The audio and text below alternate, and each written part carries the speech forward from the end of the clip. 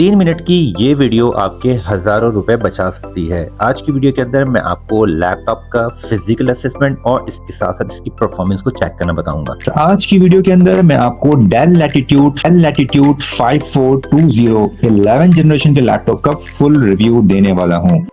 Look wise ये बहुत executive class laptop है। 14 इंच का इसकी स्क्रीन साइज है, एचडी डिस्प्ले है, फ्रंट कैमरा विद शटर यानी कि आप कैमरे को ऑन ऑफ कर सकते हैं। इसके साथ साथ स्मॉल बॉर्डर जो है इसका लुक बहुत ऑसम बनाता है। बैकलाइट कीबोर्ड है। अगर टच पैड की बात करें तो इसका एक बहुत स्पेशियस जो है टच पैड है और बहुत अच्छा रिस्पॉन्स करता है, लेकिन जो लेफ्ट राइट बटन्स की रिप्लेसमेंट इसमें है वो इतना अच्छा टच रिस्पॉन्स उसका नहीं है। अच्छा, पावर बटन जो दिया हुआ है ये फिंगरप्रिंट और सिक्योरिटी ऑप्शन मौजूद है।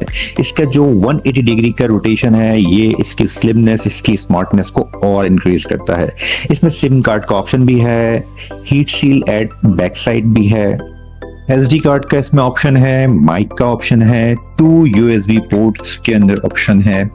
इसके साथ साथ 1 HDMI पोर्ट का ऑप्शन है और नेट कनेक्टर का भी इसमें ऑप्शन और ये लॉक का ऑप्शन भी इसमें गिवन है।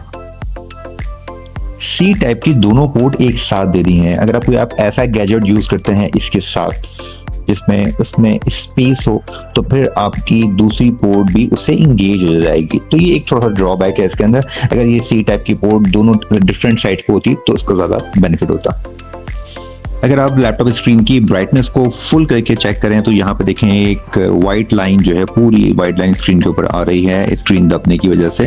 तो आप ये लाजमी चेक कीजिएगा ब्राइटनेस को हाई करके, ताकि आपको कोई भी स्पॉट होगा स्क्रीन तो आप देख सकते हैं। इसी साथ साथ आप देखें इसके बॉर्डर के ऊपर इस लैपटॉप को न्यू लुक देने के लिए इस पे स्प्रे किया गया था ग्रे कलर का, तो जिसकी वजह से ये स्प्रे जो है इसके बॉर्डर के ऊपर आ गया है। तो आप जब ये लैपटॉप इस तरह परचेज करें तो इस तरह से लाजमी चेक करें कि लैपटॉप के ऊपर कोई स्प्रे ना हो। इसका जो ओरिजिनल लुक है वो मैट लुक होता है। अब हम जान लेते हैं किस तरह से लैपटॉप की परफॉर्मेंस चेक करेंगे। आपने सबसे पहले लैपटॉप पे कंट्रोल शिफ्ट और एस्केप दबा के इसके टास्क मैनेजर पे आ जाना है।